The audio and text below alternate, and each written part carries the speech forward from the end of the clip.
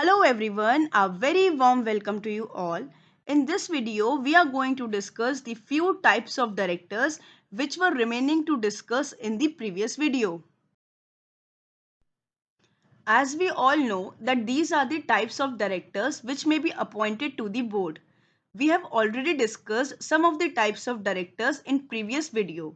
Now, in this video, we are going to discuss the remaining types of directors, that is alternate director, nominee director, casual vacancy and independent director. Now, who is an alternate director? Alternate director को कब appoint किया जाता है? जब कभी किसी company के board of directors में से कोई एक डायरेक्टर आउट ऑफ इंडिया चला जाता है फॉर एटलीस्ट 3 मंथ्स या ज्यादा, तो उस डायरेक्टर की जगह पे कंपनी एक ऑल्टरनेट डायरेक्टर अपॉइंट कर सकती है. तो as per section 161 subsection 2, a company board of directors may appoint a person who is not a person, means वो किसी भी पर्सन को कर सकती है. सिर्फ किसको नहीं कर सकती है? Who is not a person holding any alternate directorship for any other director in the company. उस कंपनी में किसी दूसरे डायरेक्टर के लिए वो ऑल्टरनेट डायरेक्टर नहीं अपॉइंट हुआ है या फिर वो उस कंपनी में डायरेक्टर नहीं है. फॉर एग्जाम्पल, सपोज किसी कंपनी में 3 डायरेक्टर हैं, ए, बी एंड सी. अब सपोज ए जो है वो इंडिया से बाहर चला जाता है फॉर एटलीस्ट 3 मंथ्स. तो ए की जगह पे अगर कंपनी ऑल्टरनेट डायरेक्टर को अपॉइंट करना चाहती है तो वो बी या सी में से नहीं अपॉइंट कर सकती है. उसके लिए उसको कोई नया पर्सन लाना होगा. अब सपोज कंपनी ने ए की जगह पे as an alternate director D को अपॉइंट कर दिया. अब इन द मीन टाइम अगर बी या सी में से भी कोई इंडिया से बाहर चला जाता है फॉर एटलीस्ट 3 मंथ्स, तो कंपनी जो ए के बिहाफ पे ऑल्टरनेट डायरेक्टर बना था, यानी कि जो डी था, उसको बी या सी में से किसी बी या सी के ऑल्टरनेट डायरेक्टर को नहीं अपॉइंट कर सकती है. मींस बी या सी में से जो भी बाहर जाएगा उसके लिए एक नया ऑल्टरनेट डायरेक्टर अपॉइंट करना होगा अगर कंपनी चाहे तो. That is E. मींस अगर कंपनी को ऑल्टरनेट डायरेक्टर अपॉइंट करना है तो वो सी के लिए भी एक नया डायरेक्टर लेकर आएगी. ई डी को अपॉइंट नहीं कर सकती है, ए के जगह पे भी और सी की जगह पे भी. तो एक ऑल्टरनेट डायरेक्टर एक ही डायरेक्टर की पोजीशन को होल्ड करेगा. Now the conditions for the appointment of an alternate director. First is board of directors appoint कर सकते हैं ऑल्टरनेट डायरेक्टर को अगर आर्टिकल्स ऑफ एसोसिएशन अलाउ करता है तब, या फिर कंपनी में जनरल मीटिंग पास हुई थी और उस जनरल मीटिंग में जो रेजोल्यूशन पास किया गया है उसमें बोर्ड ऑफ डायरेक्टर्स को अथॉरिटी दी गई है कि वो ऑल्टरनेट डायरेक्टर को अपॉइंट कर सकते हैं. सेकेंड इज ऑल्टरनेट डायरेक्टर तभी अपॉइंट किया जाएगा जब कोई पर्सन इंडिया से बाहर जाएगा for at least period of 3 months.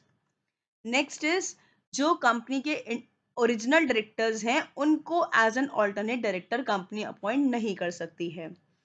Fourth is अगर कोई इंडिपेंडेंट डायरेक्टर की प्लेस पे अगर ऑल्टरनेट डायरेक्टर अपॉइंट करना है तो उस ऑल्टरनेट डायरेक्टर को भी इंडिपेंडेंट डायरेक्टर जैसी क्वालिफिकेशन या टर्म्स एंड कंडीशंस जो भी हैं to serve as an independent director वो फुलफिल करनी होंगी.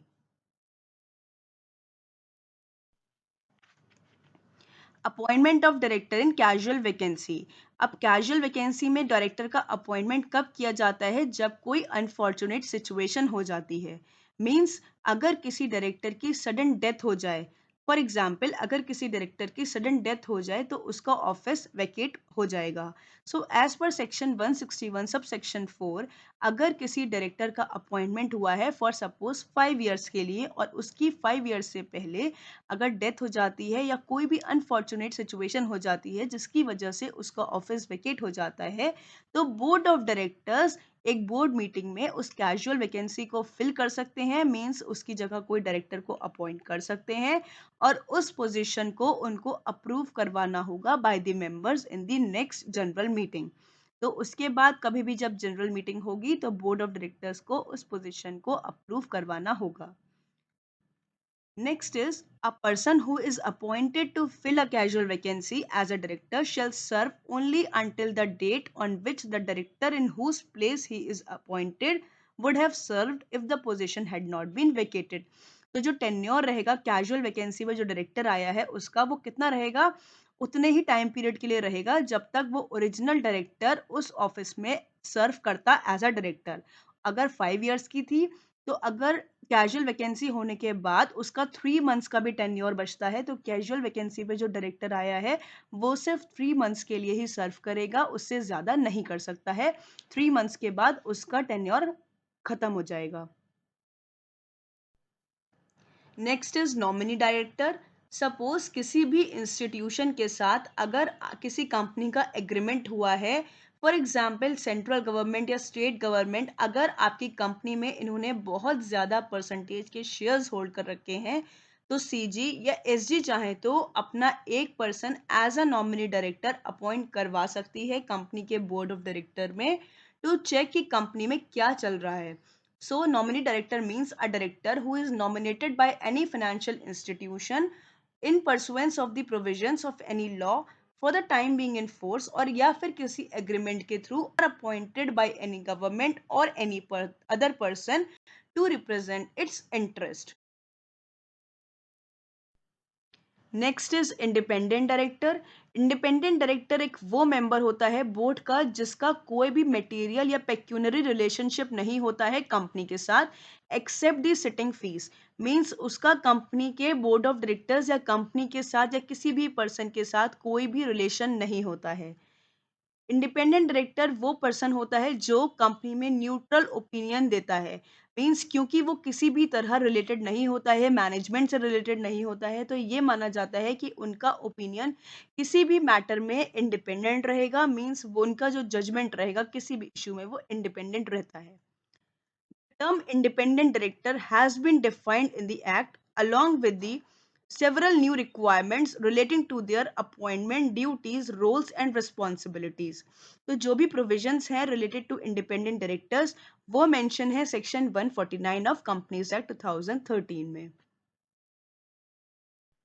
Thank you so much. We are going to discuss about the independent director, its duties, roles and qualifications and everything about the independent director in the next video. So stay connected.